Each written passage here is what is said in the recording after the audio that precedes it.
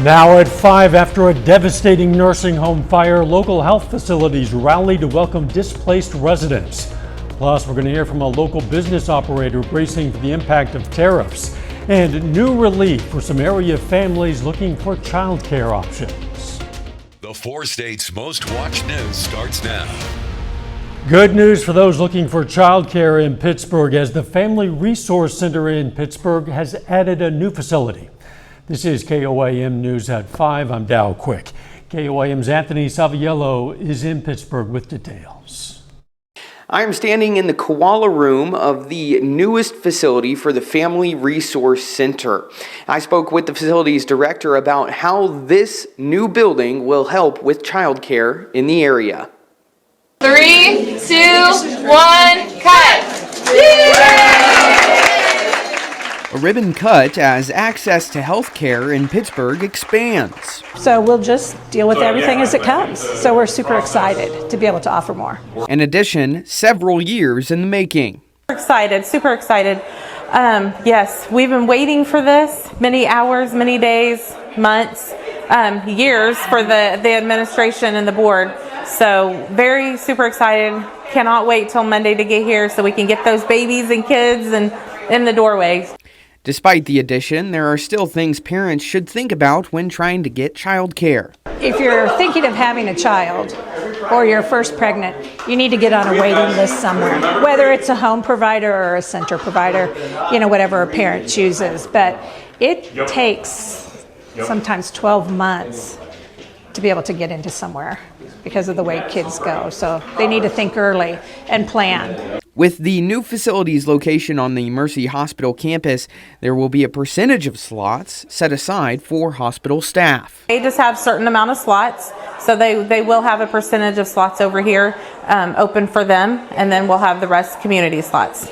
Site Director Jessica Carrier says the Family Resource Center already provides high-quality care for children, and this new facility now provides a way to make that care more accessible. For families looking for child care, applications for this facility and the bigger Family Resource Center facility are now open. But for now, I'm Anthony Saviello in Pittsburgh, Kansas, KOAM News.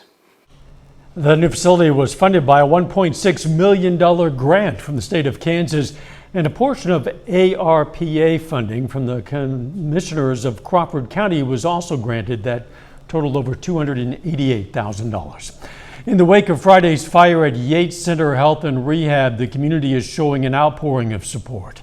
The fire destroyed the facility and displaced the 38 residents staying there. Local sister facilities of that center opened their doors to welcome residents. They include Oswego Health and Rehab, Pittsburgh Health and Rehab, and others.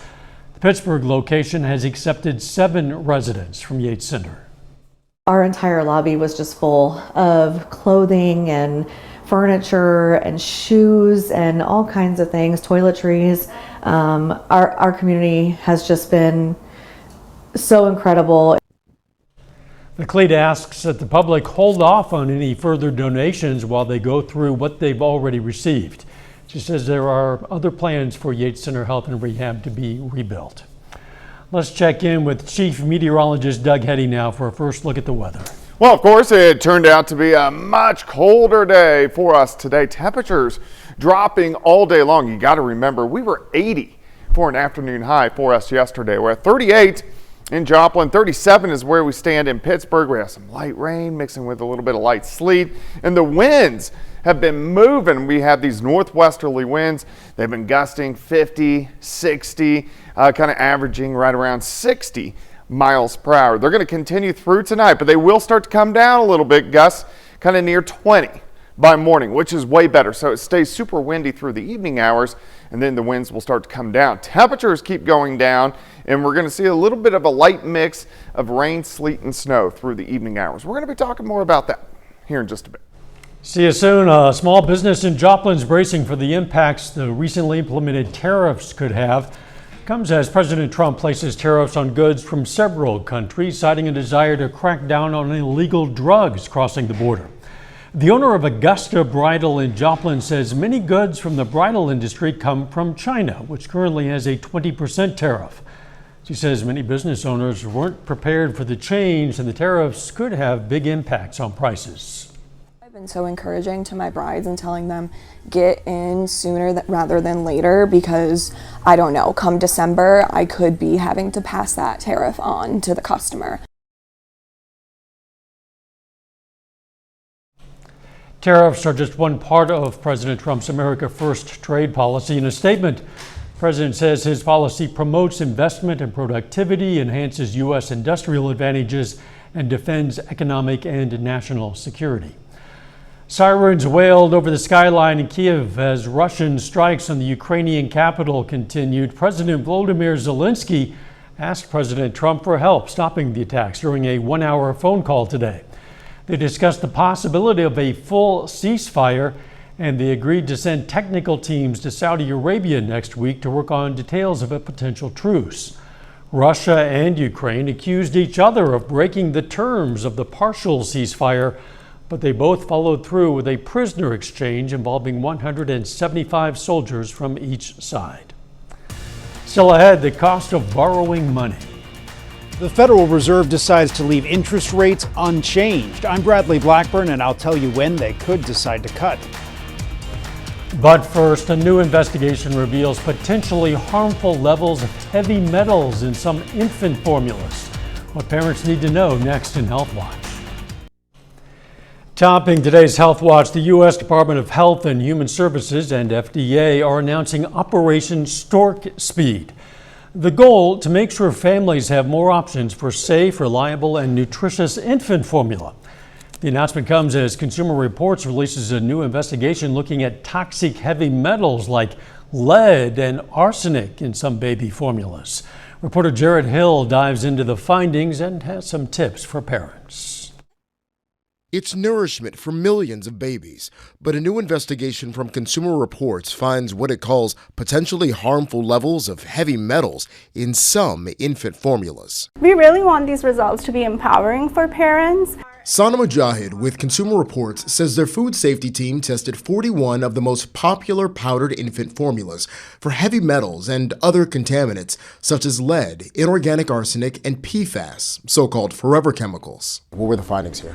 Our findings were mostly good news. There are only 10 that are in our worst choices categories, which had relatively higher levels of lead, inorganic arsenic, and one had BP and acrylamide as well. There is no source that's going to be zero. Dr. Mark Corkins is a pediatric gastroenterologist at Lebanon Children's Hospital. Arsenic is a poison in high doses initially, but we're not talking about that, even close to that. The concern over time is that they're carcinogens. Lead's more of a short-term problem because it affects the ability to make red blood cells and circulation, and it actually has some effects on development. Consumer Reports has sent their findings to the FDA. In the meantime, scientists say that there are things that parents can do. Limit your exposure as much as possible. That includes using filtered water to mix into powdered formula. Parents can also speak with their pediatrician if they want to switch formulas. Mujahid reminds parents to keep the findings in perspective, as these contaminants have also been detected in breast milk, food, and water. She hopes their testing pushes manufacturers to continue keeping safety top of mind, as most products were in their top or good categories. So some companies are doing something right. And with more testing of incoming raw ingredients and final products, I think all manufacturers could achieve that. Serving up a healthy start for the next generation. Jared Hill, CBS News, Yonkers, New York. States that passed restrictive abortion laws are seeing a rise in babies born with serious heart defects. A study by the American College of Cardiology found an increase in congenital heart defect births after the Dobbs decision, which overturned the federal right to abortion. Around 15 to 20% of babies with congenital heart defects die within the first year, and many need lifelong health care. People who use cannabis are more likely to suffer a heart attack. The American College of Cardiology found marijuana users under the age of 50 were 6 times more likely to have heart attacks compared to non-users. But the study's authors point out cannabis users are also more likely to use cocaine or other illegal drugs, which could also be to blame for the increased risk. And that is a look at today's health news. A little bit later, our pet vet on call. Hi, I'm Dr. Eva Dudek from Parsons Pet Hospital. Coming up, we're going to talk about why your dog is always carrying that toy around.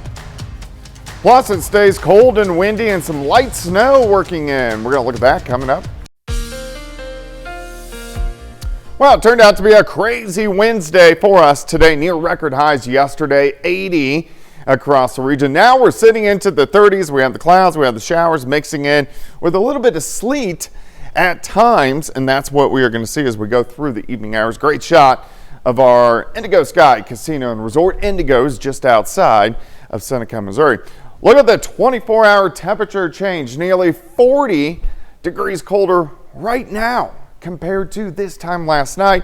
We have the light showers pushing through. A little bit of sleet has been mixing in, but you can see this back band of the storm system, which has given us all the wind, is rotating through, and as colder air works in, we are going to get some wet, slushy snow mixing in as we go through the next several hours. Mainly rain, light showers across southwestern Missouri, northwest Arkansas. It picks up again northeastern Oklahoma. A little bit of a gap southeastern Kansas, but that will fill in as well over the next several hours. Here's 7 p.m.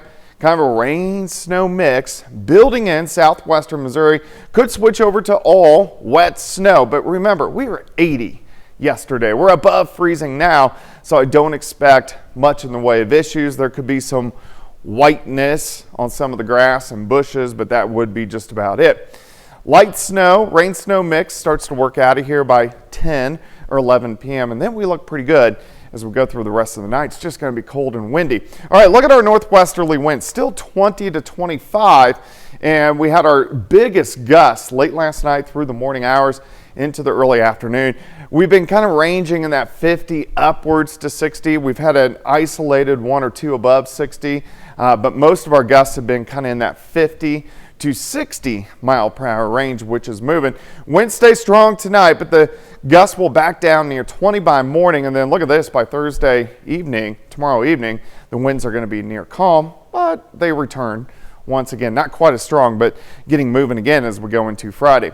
Upper 30s, right now we have the light rain showers sitting at 38, those gusts over the past 30 minutes at 32 miles per hour. A little rain snow mix through the evening hours as this big storm system wraps up. Very strong upper level low. We got severe weather in eastern parts of Illinois, and the reason the winds have been so strong is because this upper level low is so strong. So the atmosphere is trying to balance out our pressure, and that gives us the wind. Some clouds in the morning, cold, near freezing. Once we get into the afternoon hours, we'll climb into the mid-50s. I think most of us 53, 54 degrees. Tomorrow night, kind of chilly once again. We get some clouds in here. We'll back down into the upper 30s, but Friday looks pretty good. Look at this, mid-60s for afternoon highs. 33 to start, 44 by noon, high temp, right around 53 degrees as we go into Thursday afternoon, but 66 on Friday, 67 on Saturday looks pretty good. Some morning thunderstorms Sunday, and then rain chances returning by the middle of next week.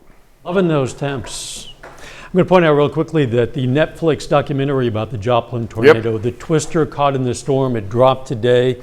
You and I both saw it this morning. You are featured fairly predominantly in this documentary, in-depth interview they did with you, and we're going to be talking more about this tonight at 6. Sounds good. A lot of people are going to be checking this out this coming absolutely. weekend. Thanks, Doug. Coming up, the Pittsburgh Public Library hosts an event for people struggling with winter heating bills. Topping today's Consumer Watch, today the Low Income Energy Assistance Program event at the Pittsburgh Public Library helps people struggling with winter heating bills. Staff from the Kansas Department for Children and Families provided application assistance. To help people that need help with their utility bills.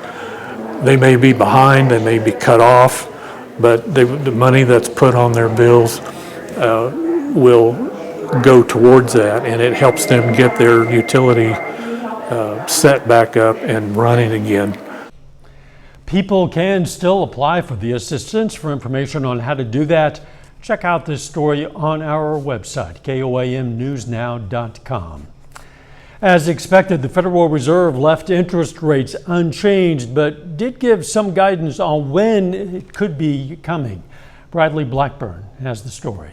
The latest data shows inflation is slowing down, but the Federal Reserve believes that could change. And Chair Jerome Powell says interest rates are not being cut for now. We do not need to be in a hurry to adjust our policy stance, and we are well positioned to wait for greater clarity. The board believes inflation will rise slightly by the end of the year. Unemployment will tick up and the overall economy will slow down. But the central bank is making these projections while navigating a road filled with lots of unknowns, including what impact the Trump administration's tariff proposals could have. Uncertainty around the changes and their effects on the economic outlook is high. So remember, those tariffs, they might lead to slower economic growth, and they also might lead to higher prices. CBS News business analyst Joe Schlesinger says even with many factors up in the air, the Fed is still penciling in 2 interest rate cuts this year. Right now, many analysts don't believe a cut will happen until the summer. Given where we are, we think our policy is in a good place to react to what comes, and we think that the right thing to do is to wait here for greater clarity about what the economy is doing. Surveys show Americans are concerned about the economy. A measure called consumer sentiment recently hit the lowest level since 2022. Bradley Blackburn, CBS News, New York. Our Pet Vet on Call is coming up. Up next on the CBS Evening News, more on the Federal Reserve decision concerning interest rates and just what might come next.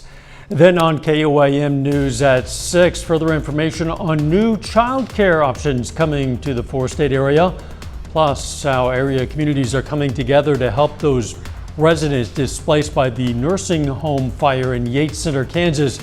And Pitt State softball takes its 8-game winning streak to Drury. Stay with us for the CBS Evening News and then KOAM News at 6. We all have our own personal little quirks or idiosyncrasies. That can also be true of our pets. Today's question for our Pet Vet on Call: why does my dog always have something in her mouth, not to chew, but just to hold? Well, there's a lot of reasons. From the far end of the spectrum, like something wrong in her mouth, like dental pain, to an OCD condition or anxiety about something, or just a comfort habit. The fact that she's not chewing, not salivating, tells me it's probably not the former. It's not a dental pain, it's not anxiety, it's not OCD. It's probably a comfort habit, kind of like little kids with a security blanket. My suggestion would be let her have it and take lots of pictures because it's cute. You know, we invite questions from anyone. If you have a question, all you have to do is send it to petvet@koamtv.com. Dr. Eva Dudek from the Parsons Pet Hospital answers a different question or sometimes brings us a fun fact every Wednesday right here on KOAM News at 5. You can also find answers to previous questions on our website. All right, let's check out our picks of the litter for the week. From the Joplin Humane Society, we've chosen this adult male Cairn Terrier. His name is Ezekiel. And from the Southeast Kansas Humane Society, we have this domestic short hair, 3-legged cat. A 1-year-old male named, appropriately enough, Captain Hook. If you're looking for a pet, why not check out your local Humane Society? It's a bit cooler today, but really it's not too bad out there, kind of spring-like for the next few days. Yeah, it is going to be chilly for us this evening. We are going to have a little bit of a rain, sleet, snow mix. There could be a dusting on the grassy surfaces in spots, but tomorrow not bad. 53, at least the winds die down. Now the winds return, not quite as strong, kind of south 30 to 40 on Friday, but we go back into the 60s on Friday and Saturday. So even though it's cooler, it doesn't last long. And I'm looking forward to the weekend for sure. Again, we're going to be talking more about that documentary concerning the Joplin tornado tonight at 6. Thanks for joining us. The CBS Evening News is next. Of course, we will be right back here at 6. See you then. Let's make it a great evening.